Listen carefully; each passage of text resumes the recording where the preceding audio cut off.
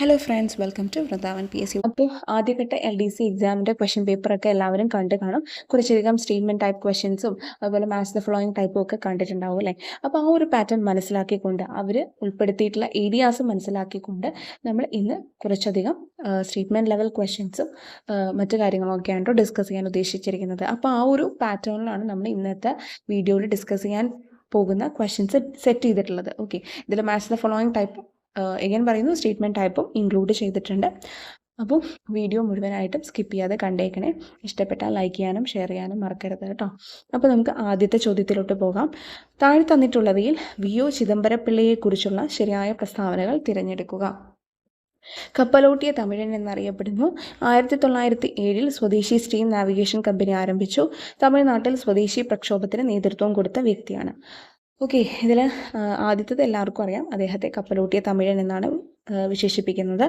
പിന്നെ 1907 അദ്ദേഹം steam navigation company ആരംഭിച്ചത് 1906 ഓക്കെ, ഇനി തമിഴ്നാട്ടിൽ സ്വദേശി പ്രക്ഷോഭത്തിന് നേതൃത്വം കൊടുത്തു എന്നുള്ളതും ശരിയായിട്ടുള്ള പ്രസ്താവനയാണ്. അപ്പോൾ നമ്മുടെ ആൻസർ ആയിട്ട് വരുന്നത് B ആണ്.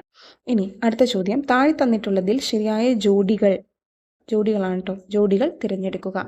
നേഷൻ ഗോപാലകൃഷ്ണ ഗോഖലെ, ഇത് ശരിയായ ജോഡിയാണ്. Commonweal Annie ബസന്റിൻ്റെയാണ്. എന്നാൽ സ്വദേശി മിത്രവും ബോംബെ സമാചാരം, ഇത് ആക്ച്വലി അങ്ങോട്ട് ഇങ്ങോട്ട് തിരിഞ്ഞാണ് കിടക്കുന്നത്. സ്വദേശി മിത്രം G സുബ്രഹ്മണ്യ അയ്യരുടെയും ബോംബെ സമാചാർ ഫർദൂർജി മസ്ബാൻ്റെയുമാണ്. ഓക്കെ, അപ്പോൾ നമ്മളോട് ശരിയായ ജോഡികൾ എന്നുള്ളത് ചോദിച്ചിട്ടുള്ളത് കൊണ്ട് ആൻസർ ആയിട്ട് വരുന്നത് B ആണ്, 1 and 2. അടുത്ത ചോദ്യം, 2019 കോമൺവെൽത്തിൻ്റെ ലേണിംഗ് ഗുഡ്വിൽ അംബാസഡറായി നിയമിതയായ മലയാളി ആര്? കാർത്യായനി അമ്മയാണ് കേട്ടോ. അടുത്ത ചോദ്യം, ഏറ്റവും കൂടുതൽ തവണ UN രക്ഷാസമിതിയിൽ താൽക്കാലിക അംഗമായ രാജ്യം ഏതാണ്? ഓപ്ഷൻസ് നോക്കി, ജപ്പാൻ, ഇന്ത്യ, ആഫ്രിക്ക, ഇവയൊന്നുമല്ല. ആൻസർ ആയിട്ട് വരുന്നത് ജപ്പാനാണ് കേട്ടോ. അടുത്ത ചോദ്യം, താഴെ തന്നിട്ടുള്ളവയിൽ സഹോദരൻ അയ്യപ്പനെ സംബന്ധിച്ച് ശരിയായ പ്രസ്താവനകൾ ഏതെന്നല്ല ഏതെല്ലാം എന്നാണ് കേട്ടോ. തൊഴിലാളി ക്ഷേമം മുൻനിർത്തി വേലക്കാരൻ എന്ന പത്രം പ്രസിദ്ധീകരിച്ച നവോത്ഥാന നായകനാണ്. ആണോ? അതെ, ശരിയായ പ്രസ്താവനയാണ് കേട്ടോ അത്. ഓക്കെ, ഇനി അടുത്ത് നോക്കി, 1949 കൊച്ചി എന്നല്ല തിരുക്കൊച്ചി മന്ത്രിസഭാ അംഗമായി. 1917 മിശ്രഭോജനം എന്ന സമ്പ്രദായം ആരംഭിച്ചു. റാണി സന്ദേശം, അഹല്യ, വിശ്വവിജ്ഞാനം എന്നിവ പ്രധാന കൃതികളാണ്. അപ്പോൾ അദ്ദേഹത്തെ സംബന്ധിച്ച് കൊടുത്തിട്ടുള്ള എല്ലാ പ്രസ്താവനകളും ശരിയാണ് കേട്ടോ. അപ്പോൾ അത് നോട്ട് ചെയ്ത് വെച്ചിരിക്കുക. വേലക്കാരൻ എന്ന പത്രം പ്രസിദ്ധീകരിച്ച നവോത്ഥാന നായകനാണ്. ഇത് ആക്ച്വലി പ്രീവിയസ് ഇയർ ചോദിച്ച ഒരു ക്വസ്റ്റ്യൻ ആയിരുന്നു കേട്ടോ. ആരാണ് വേലക്കാരൻ എന്ന, തൊഴിലാളി ക്ഷേമം മുൻനിർത്തി വേലക്കാരൻ എന്ന പത്രം പ്രസിദ്ധീകരിച്ചത് എന്നുള്ളൊരു ക്വസ്റ്റ്യൻ ഉണ്ടായിരുന്നു. അപ്പോൾ അതൊന്ന് നോട്ട് ചെയ്ത് വെച്ചിരിക്കുക. പിന്നെ 1949 അദ്ദേഹം തിരുക്കൊച്ചി മന്ത്രിസഭാ അംഗമായത്. 1917 അദ്ദേഹം മിശ്രഭോജനം എന്ന സമ്പ്രദായം ആരംഭിച്ചു. അദ്ദേഹത്തിൻ്റെ പ്രധാന കൃതികളായിട്ട് വരുന്നത് റാണി സന്ദേശം, അഹല്യ, വിശ്വവിജ്ഞാനം തുടങ്ങിയവയൊക്കെയാണ്. അടുത്ത ചോദ്യം, കേരള സ്റ്റേറ്റ് സ്പോർട്സ് കൗൺസിൽ സ്ഥിതി ചെയ്യുന്നത് എവിടെയാണ്? കോഴിക്കോട്, കൊല്ലം, തിരുവനന്തപുരം, തൃശ്ശൂർ. ആൻസർ ആയിട്ട് വരുന്നത് തിരുവനന്തപുരമാണ് കേട്ടോ. അടുത്ത ചോദ്യം നോക്കാം, തെറ്റായ ജോഡി ഏത്? ഫോസ്ജീൻ, കാർബൺ മോണോക്സൈഡ്, ഹൈഡ്രജൻ, പഞ്ചസാര, ഹൈഡ്രജൻ, ഓക്സിജൻ, കാർബൺ, ധാന്യകം, carbon, hydrogen, sulphur, caustic soda, sodium hydroxide. അപ്പോൾ ഇതിൽ ആക്ച്വലി ഈ ചോദ്യത്തിൽ ടൈപ്പ് ചെയ്ത് വന്നപ്പോൾ ഒരു എറർ ഉണ്ട് കേട്ടോ. വേറെ ഒന്നുമല്ല, തെറ്റായ ജോഡിയല്ല, ജോഡികളാണ്. 2 എണ്ണം ഇതിൽ മിസ്റ്റേക്കായിട്ട് കിടക്കുന്നുണ്ട്. അതായത് ഫോസ്ജീനും അതുപോലെ തന്നെ ഇതും ധാന്യകവും, ഇത് രണ്ടും ആക്ച്വലി തെറ്റായ ജോഡികളുടെ ഇതിൽ വരുന്ന കേട്ടോ. അപ്പോൾ ടൈപ്പ് ചെയ്ത് വന്നപ്പോൾ ഒരു എറർ വന്നാണ്. ഫോസ്ജീനിൽ ആക്ച്വലി കാർബൺ മോണോക്സൈഡും ക്ലോറിനുമാണ് കേട്ടോ വരുന്നത്, ക്ലോറിൻ. ഓക്കെ, പഞ്ചസാര, ഹൈഡ്രജൻ, ഓക്സിജൻ, കാർബൺ എന്നുള്ളത് കറക്റ്റാണ്.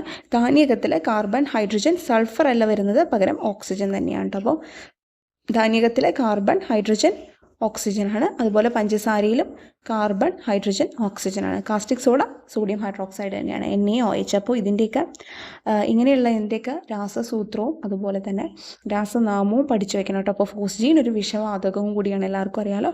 അതിൽ കാർബൺ മോണോക്സൈഡും ക്ലോറിനുമാണ് കണ്ടൻ്റായിട്ട് വരുന്നത്. ഓക്കെ, അടുത്ത ചോദ്യം, വൈഫൈ സംവിധാനം ഏർപ്പെടുത്തിയ കേരളത്തിലെ ആദ്യ പഞ്ചായത്ത്? പനത്തടി, തൃക്കരിപ്പൂർ അല്ല, തൃക്കരിപ്പൂർ, മടിക്കൈ, പീലിക്കോട്. ആൻസർ ആയിട്ട് വരുന്നത് ഏതാണെന്നറിയോ? തൃക്കരിപ്പൂറാണ് കേട്ടോ. അടുത്ത ചോദ്യം, കേരളത്തിൽ ആദ്യമായി ജലനയം പ്രഖ്യാപിച്ച പഞ്ചായത്ത് ഏത്? പെരുമണ്ണയാണ് കേട്ടോ, Perumanna. Okay, next question again ഒരു സ്റ്റേറ്റ്മെൻറ്റ് ടൈപ്പ് ക്വസ്റ്റ്യൻ ആണ്. താഴെ തന്നിട്ടുള്ളവയിൽ ശരിയായ പ്രസ്താവനകൾ ഏത്? ISROനെ സംബന്ധിച്ചിട്ടുള്ള സ്റ്റേറ്റ്മെൻറ്റ്സ് ആണ് തന്നിട്ടുള്ളത്. നോക്കി, ISROയുടെ വാണിജ്യ സ്ഥാപനമാണ് ആൻഡ്രിക്സ് കോർപ്പറേഷൻ. പിന്നെ ISRO ഭ്രമണപഥത്തിൽ വിജയകരമായി എത്തിച്ച 100ാമത്തെ ഉപഗ്രഹമാണ് കാർട്ടോസാറ്റ് 1. എഗൻ പറയുന്നു, ടൈപ്പിംഗ് എറേഴ്സ് കുറച്ചധികം ഉണ്ടാവും കേട്ടോ, സോറി ഫോർ ദാറ്റ്. അപ്പോൾ ഇന്ത്യയുടെ ആദ്യ നാനോ ഉപഗ്രഹമാണ് ജുഗ്നു. ഇതിൽ ഏതൊക്കെയാണ് ശരി എന്നുള്ളതാണ് ചോദിച്ചിട്ടുള്ളത് അല്ലേ. അപ്പോൾ ISROയുടെ വാണിജ്യ സ്ഥാപനം തന്നെയാണ് ആൻഡ്രിക്സ് കോർപ്പറേഷൻ. അത് ശരിയായിട്ടുള്ള പ്രസ്താവനയാണ്. ഇനി ISRO ഭ്രമണപഥത്തിൽ വിജയകരമായി എത്തിച്ച 100ാമത്തെ ഉപഗ്രഹം കാർട്ടോസാറ്റ് 1 അല്ല, കാർട്ടോസാറ്റ് 2 ആണ് കേട്ടോ. ഓക്കെ, അപ്പോൾ ഇതൊരു തെറ്റായ സ്റ്റേറ്റ്മെൻ്റ് ആണ്. അപ്പോൾ തന്നെ നമ്മുടെ ഓപ്ഷൻസിൽ ഏതൊക്കെ പോകും? 2 and 3 എന്നുള്ളത് പോകും അല്ലേ. പിന്നെ 3 മാത്രം എന്നുള്ളതും പോകും. ഇന്ത്യയുടെ ആദ്യ നാനോ ഉപഗ്രഹമാണ് ജുഗ്നു, അത് ശരിയാണ്. ഓക്കെ, അപ്പോൾ ആൻസർ ആയിട്ട് വരുന്നത് 1 and 3. അപ്പോൾ ഒരു കാര്യം ശ്രദ്ധിക്കണം, ISROയുടെ 100ാമത്തെ ദൗത്യം ഏതാണെന്ന് ചോദിച്ചു കഴിഞ്ഞാൽ PSLV C-21 ആണ്. ഓക്കെ, PSLV C-21 നമ്മൾ മുൻപത്തെ ഒരു വീഡിയോയിൽ 40 ഇമ്പോർട്ടൻറ്റ് ഫാക്ട്സിൽ അത് പറഞ്ഞിട്ടുണ്ട്. ഓക്കെ, എന്നാൽ 100ാമത്തെ ഉപഗ്രഹം വിജയകരമായിട്ട് എത്തിച്ച 100ാമത്തെ ഉപഗ്രഹം ഭ്രമണപഥത്തിൽ എത്തിച്ചത് ഏതാണെന്ന് ചോദിച്ചു കഴിഞ്ഞാൽ കാർട്ടോസാറ്റ് 2 ആണ് കേട്ടോ, കാർട്ടോസാറ്റ് 2. ചോദ്യം നോക്കാം. കാഡ്മിയം ശുദ്ധീകരിക്കാൻ ഉപയോഗിക്കുന്ന രീതി ഏതാണ്? സ്വേദനമാണ്, ഡിസ്റ്റിലേഷൻ. അപ്പോൾ കാഡ്മിയം മാത്രമല്ല, കാഡ്മിയത്തിൻ്റെ കൂടെ സിങ്കും അതുപോലെ തന്നെ മെർക്കുറിയും ശുദ്ധീകരിക്കാൻ ഉപയോഗിക്കുന്ന രീതി എന്ത് തന്നെയാണ്? ഡിസ്റ്റിലേഷൻ തന്നെയാണ്, സ്വേദനം തന്നെയാണ്. അടുത്ത ചോദ്യം, ഭാവിയുടെ ലോഹം എന്നറിയപ്പെടുന്നത് ഏതാണ്? ടൈറ്റാനിയമാണ്. അടുത്ത ചോദ്യം, ശ്രീകൃഷ്ണ കഥ സമ്പൂർണ്ണമായി ആവിഷ്കരിച്ചിട്ടുള്ള നൃത്തരൂപം ഏതാണ് എന്നുള്ളതാണ് ചോദിച്ചിട്ടുള്ളത്. ഓപ്ഷൻസ് നോക്കി: കൃഷ്ണനാട്ടം, കഥകളി, രാമനാട്ടം, കൂടിയാട്ടം. ആൻസർ ആയിട്ട് വരുന്നത് കൃഷ്ണനാട്ടമാണ് കേട്ടോ. അടുത്ത ചോദ്യം, സിക്കിമീസ് സ്നൈപ്പർ എന്ന അപരനാമത്തിൽ അറിയപ്പെടുന്നത് ആര്? ഓപ്ഷൻസ്: സുനിൽ ഛേത്രി, ലിയാൻഡർ പേസ്, മഹേഷ് ഭൂപതി, ബൈചുങ് ഭൂട്ടിയ. ആൻസർ ആയിട്ട് വരുന്നത് ബൈചുങ് ഭൂട്ടിയാണ് കേട്ടോ. അദ്ദേഹത്തിനെയാണ് സിക്കിമീസ് സ്നൈപ്പർ എന്ന് വിളിക്കുന്നത്. അതുപോലെ തന്നെ സ്വന്തം പേരിലൊരു ഫുട്ബോൾ സ്റ്റേഡിയം വന്ന ആദ്യത്തെ ഇന്ത്യൻ ഫുട്ബോൾ താരവും ബൈചുങ് ഭൂട്ടിയാണ് കേട്ടോ. രണ്ടാമത്തെ ചോദ്യം, റൈഡർ എന്ന പദം ഏത് കളിയുമായി ബന്ധപ്പെട്ടിരിക്കുന്നു? ഓപ്ഷൻസ് നോക്കാം: kabaddi, hockey, tennis, cricket. Answer ആയിട്ട് വരുന്നത് കബഡിയാണ് കേട്ടോ. അടുത്ത ചോദ്യം, താഴെ തന്നിട്ടുള്ള പ്രസ്താവനകളിൽ കേന്ദ്ര ബജറ്റ് 2023-24 സംബന്ധിച്ചുള്ള ശരിയായ പ്രസ്താവനകൾ ഏതാ? നോക്കാം. ഇന്ത്യയുടെ പ്രതീക്ഷിത സാമ്പത്തിക വളർച്ചാ നിരക്ക് 7%. ഡിജിറ്റൽ മോഡിൽ അവതരിപ്പിക്കുന്ന 4ാമത്തെ ബജറ്റാണിത്. നിർമ്മല സീതാരാമൻ അവതരിപ്പിച്ച ബജറ്റിൻ്റെ ദൈർഘ്യം 86 മിനിറ്റാണ്. അപ്പോൾ ഇതിൽ കറക്റ്റ് സ്റ്റേറ്റ്മെൻറ്റ്സ് ഏതൊക്കെയാണെന്ന് വെച്ച് കഴിഞ്ഞാൽ, ആദ്യത്തേത് കറക്റ്റ് ആയിട്ടുള്ളതാണ്. രണ്ടാമത്തേത് ഡിജിറ്റൽ മോഡിൽ അവതരിപ്പിക്കുന്ന 4ാമത്തെ ബജറ്റല്ല, തേർഡ് ബജറ്റാണ് ഇത്. ഇതിന് മുൻപ് അവതരിപ്പിച്ചിട്ടുള്ളത് 2021-ലും 2022-ലും ഡിജിറ്റൽ മോഡിലാണ് അവതരിപ്പിച്ചിട്ടുള്ളത്. ഇനി മൂന്നാമത്തെ സ്റ്റേറ്റ്മെൻറ്റിൽ നിർമ്മല സീതാരാമൻ അവതരിപ്പിച്ച ബജറ്റിൻ്റെ ദൈർഘ്യം 86 മിനിറ്റ് അല്ല, 87 മിനിറ്റാണ്. ഓക്കെ, അപ്പോൾ നമ്മുടെ ശരിയായ പ്രസ്താവനകൾ എന്നുള്ളതിൽ ഏത് മാത്രമേ വരുള്ളൂ? 1 മാത്രം. നമ്മൾ ഇത്രയും ചോദ്യങ്ങളാണ് ഡിസ്കസ് ചെയ്യുന്നത്. ഇതിൻ്റെ ബാക്കി ചോദ്യങ്ങൾ ഫസ്റ്റത്തെ LDC നടന്ന അതേ പാറ്റേണിലുള്ള കുറച്ചധികം സ്റ്റേറ്റ്മെൻറ്റ് ലെവൽ ക്വസ്റ്റ്യൻസുമായിട്ട് നമ്മൾ നെക്സ്റ്റ് പാർട്ടിൽ ഡിസ്കസ് ചെയ്യാം കേട്ടോ. അപ്പോൾ ഇന്നത്തെ ചോദ്യങ്ങളൊക്കെ നിങ്ങൾക്ക് മനസ്സിലായിട്ടുണ്ടെങ്കിൽ, ഇതൊക്കെ ഹെൽപ്ഫുൾ ആയിട്ടുണ്ടെങ്കിൽ തീർച്ചയായും കമൻറ്റ് ചെയ്യാൻ മറക്കരുത്. ചാനൽ ഇതുവരെ സബ്സ്ക്രൈബ് ചെയ്യാത്തവർ സബ്സ്ക്രൈബ് ചെയ്യാനും മറക്കരുത് കേട്ടോ. അപ്പോൾ നമുക്ക് നെക്സ്റ്റ് വീഡിയോയിൽ കാണാം. Thank you for watching.